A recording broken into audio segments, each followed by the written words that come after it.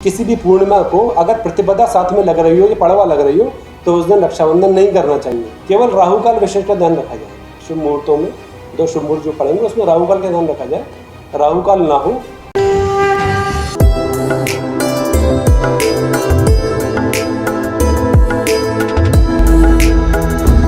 नमस्कार, मैं हूँ रश्मि सक्सेना और आप देख रहे हैं यूपी न्यूज टुडे नेटवर्क। स्वागत है आपका हमारे स्पेशल प्रोग्राम धर्म चक्र में।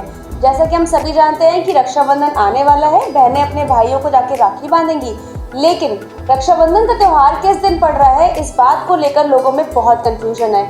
इसी के संदर्भ में आज हमारे साथ मौजूद है ज्योतिषाचार्य सौरभ शंकरदार जी, जिनसे हम बात करेंगे और जानेंगे कि रक्षाबंधन किस दिन पड़ रहा है और साथ ही इसका शुभ मुहूर्त क्या है।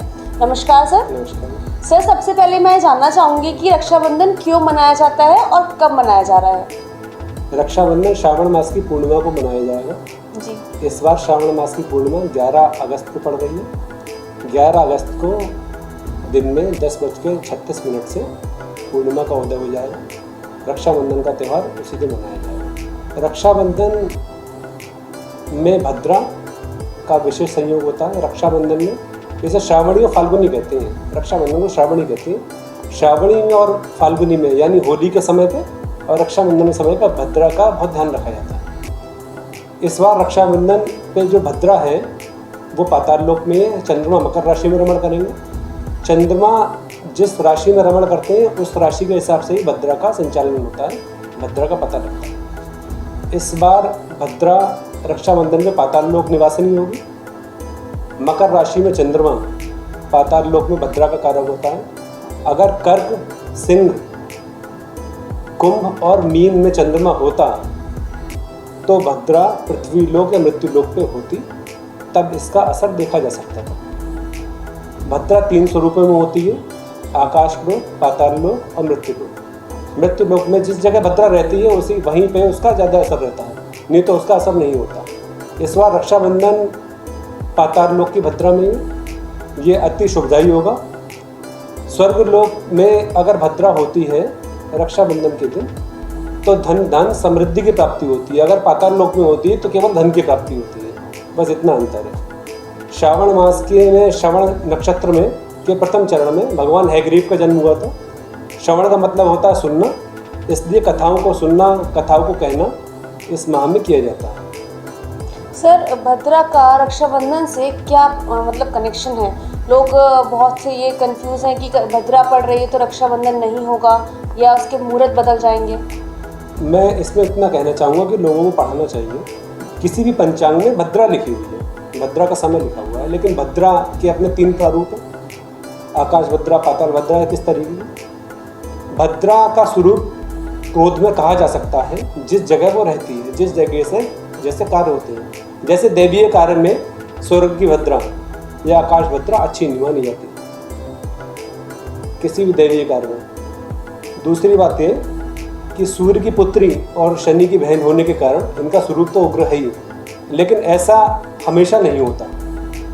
इन 2 त्योहारों पे मेनली इसका ध्यान रखा जाता है। बाकी भद्रा तो है ही नहीं, ऐसी कोई बात ही नहीं है। 11 तारीख को ही सहर्ष मनाया जाए, केवल राहु काल विशेष का ध्यान रखा जाए। शुभ मुहूर्तों में 2 शुभ मुहूर्त जो पड़ेंगे उसमें राहु काल का ध्यान रखा जाए, राहु काल ना हो तो शुभ रहेगा। सर, जैसे कि एक बात है कि राहु काल का जो समय पड़ रहा है रक्षाबंधन वाले दिन, जिस समय में हम राखी नहीं बांधेंगे, तो वो समय क्या है?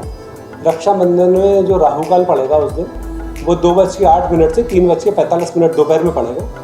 केवल उस समय का निषेध रखना है, उस समय रक्षाबंधन का तिलक नहीं करना है। वैसे जो शुभ समय होगा वो पूरे दिन ही होगा, आप अगले दिन 7 बजे तक, क्योंकि रात्रि का समय ज़्यादा अच्छा नहीं मानते। तो शुभ योग जो चौघड़िया का होगा वो शाम को 7 बजे से 8 बजे तक का होगा, और रक्षाबंधन का जो अभिजीत मुहूर्त होगा वो 12:16 से 1:30 बजे तक होगा, 1:36 तक कह सकते हैं उसे। तो इस समय पे आप रक्षाबंधन कीजिए बिना किसी कन्फ्यूज़न के, बिना किसी बात के, साक्षात प्रमाण के साथ। निर्णय सिंधु, तिथि सिंधु में 248 पेज पे सारा इसका प्रोसीजर लिखा हुआ है। जितनी बातें कही गई हैं सारे उसके प्रमाण मिलते हैं उसमें, तो इसमें कोई संशय नहीं है। किसी की बात अगर किसी को अस्पष्ट लग रही हो तो उन बुक्स के रेफरेंस देख लीजिए, हम बुक्स के रेफरेंस आपको अवेलेबल करा देंगे, आप देख लीजिए। आप अपने दर्शकों को बता सकते हैं उसकी पेज नंबर कोडिंग से।